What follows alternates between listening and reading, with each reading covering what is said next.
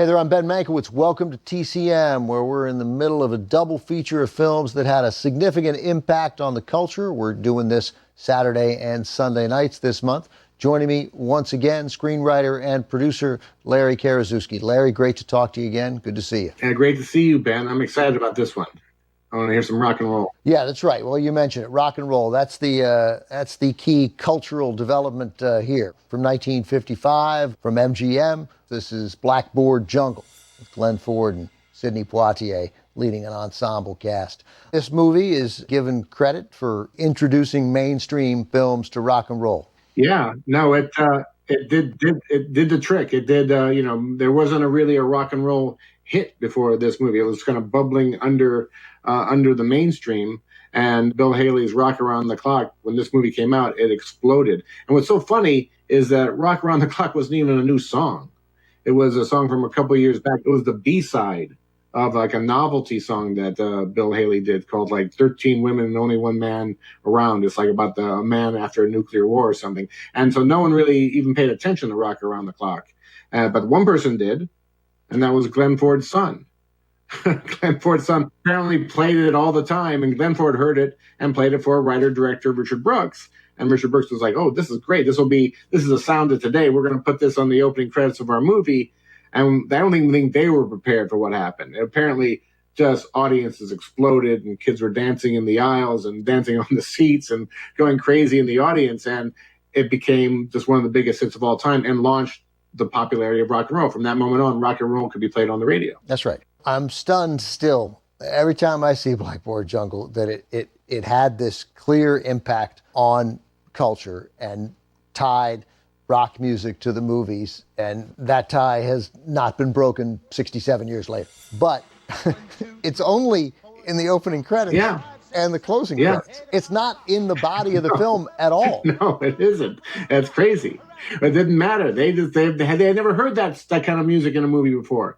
And so it was just like it finally felt like a movie for them. And the movie backs it up. The movie is about these juvenile delinquents, and they're real juvenile delinquents. They're not just like little rascals. These are kids who are kind of bad kids, and it feels very real. So this song connected to these kids, I think it really gave it a sense of this is where it's at. It changed music in movies, but it also changed, I think, Hollywood's way of thinking. That this is one of the first films that was driven by a teenage audience. Kids came to see this movie over and over again to see those kids in that movie. And the teenagers are great in this movie. I mean, this is like a who's who of future Hollywood. You got Sidney Poitier, just a star-making turn. He's incredible in this movie. Vic Morrow, I think it's his first role. You got future director Paul Mazursky as one of the students. Jamie Farr, Klinger from MASH. These kids in the Blackboard Jungle feel like real kids. In a weird way, and To Serve With Love and other films, they're teaching kids about having dignity or having a self-respect. Here, Glenn Ford is just happy to, can these kids follow Jack and the Beanstalk and talk about it? He's not asking for much, and but he gets it. He does break through to these kids, but it seems like he doesn't quite know what to do with these kids. All right, Larry, we'll talk more after the film. Thanks very much. Thank you. I'm gonna get up on my chair and dance dance to those opening credits. I hope that's okay.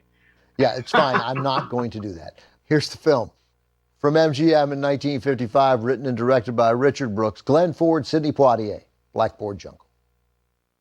Hello, welcome back. I'm Ben Mankiewicz, joined once again by screenwriter and producer Larry Karaszewski. Larry, thanks for doing this. Always good to talk to you. Yeah, great talking to you. That was a fun one. I love that movie. Yeah, Blackboard Jungle was objectionable to some.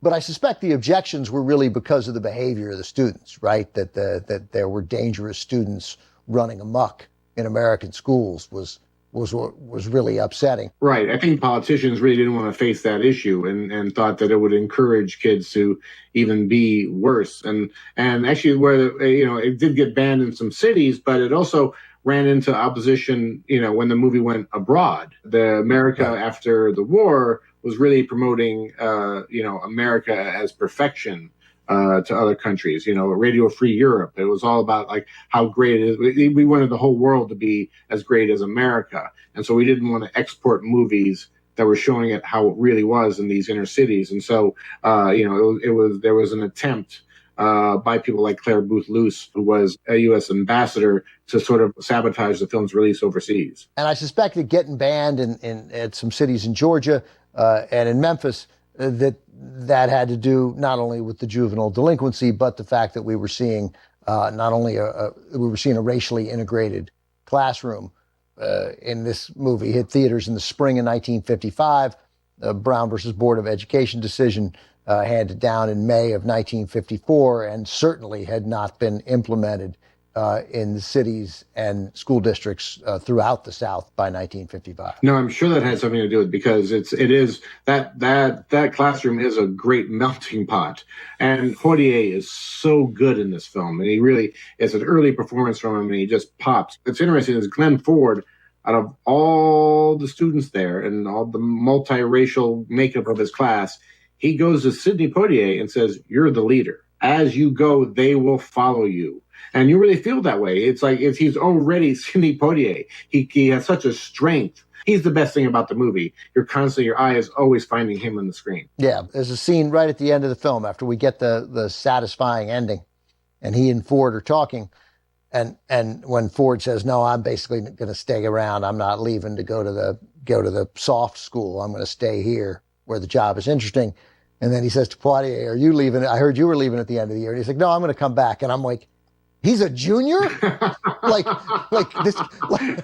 he's, what is he, 16? Like, come on, man. Yeah. Like, that guy's not even a senior.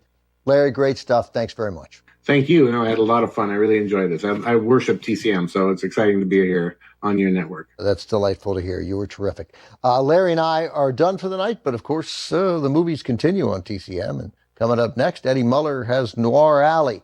He has Audrey Totter and Richard Basehart in Tension. Stay with us.